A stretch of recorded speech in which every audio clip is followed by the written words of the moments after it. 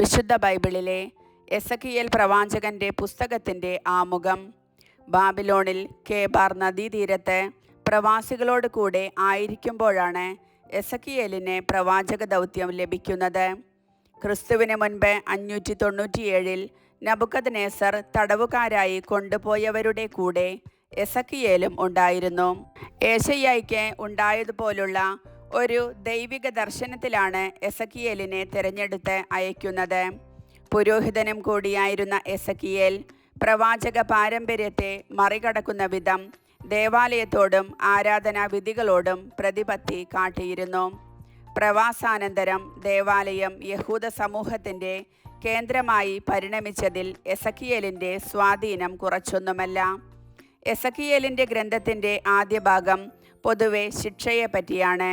യൂദായുടെയും ജെറൂസലേമിൻ്റെയും അകൃത്യങ്ങളെയും അവിശ്വസ്തതയെയും തുറന്നു കാട്ടുകയും അവയ്ക്ക് കഠിനമായ ശിക്ഷ കിട്ടുമെന്നും അതിൽ നിന്ന് ആർക്കും ഒഴിഞ്ഞു മാറാനാവില്ലെന്നും തറപ്പിച്ച് പറയുകയും ചെയ്യുന്നുണ്ട് പ്രവാചകൻ. ആ ദിനം, ശിക്ഷയുടെ ദിനം ഇതാ വരുന്നു എന്ന് ആവർത്തിച്ചു കേൾക്കാം. ജെറൂസലേം പൂർണ്ണമായും നശിപ്പിക്കപ്പെടും. കർത്താവിൻ്റെ മഹത്വം നഗരം വിട്ട് പോകും. ഇസ്രായേലിനെ ഞെരുക്കിയ ജനതകൾക്കും ഭയാനകമായ ശിക്ഷയുണ്ടാകും. രക്ഷയുടെ വാഗ്ദാനമാണ് രണ്ടാം ഭാഗത്ത് പ്രധാനമായും മുഴങ്ങിക്കേൾക്കുക.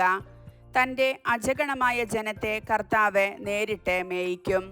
ചിതറിപ്പോയതിനെ ഒരുമിച്ച് കൂട്ടുകയും മുറിവേറ്റതിനെ വച്ചുകെട്ടുകയും ചെയ്യും. ശത്രുക്കളെയെല്ലാം തകർത്ത് ഇസ്രായേലിന് സുരക്ഷിതത്വവും ഐശ്വര്യവും നൽകും. വിജനമായ നഗരങ്ങൾ അധിവസിക്കപ്പെടും. ദൈവം തൻ്റെ ജനത്തിന് ഒരു പുതിയ ഹൃദയവും ചൈതന്യവും പ്രദാനം ചെയ്യും. പുതിയ ദേവാലയം ജീവജലത്തിൻ്റെ ഉറവിടമായിരിക്കും. ശിക്ഷയുടെയും രക്ഷയുടെയും സന്ദേശം വളരെയേറെ പ്രതീകാത്മക പ്രവർത്തനങ്ങളിലൂടെ പ്രവാചകൻ വ്യക്തമാക്കുന്നത് ശ്രദ്ധേയമാണ്. വ്യക്തിപരമായ ഉത്തരവാദിത്വത്തെക്കുറിച്ചുള്ള എസെക്കിയേലിൻ്റെ ദർശനം സുപ്രധാനമാണ്. ദുഷ്ടൻ്റെ മരണത്തിൽ ദൈവത്തിന് സന്തോഷമില്ല. അവൻ പാപമാർഗം ഉപേക്ഷിച്ച് ജീവൻ പ്രാപിക്കണമെന്നാണ് അവിടുന്ന് ആഗ്രഹിക്കുന്നത്. പുത്രൻ്റെ തെറ്റിന് പിതാവോ പിതാവിൻ്റെ തെറ്റിന് പുത്രനോ ശിക്ഷിക്കപ്പെടുകയില്ല.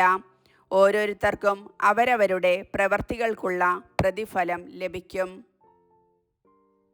ദൈവത്തിന് നന്ദി.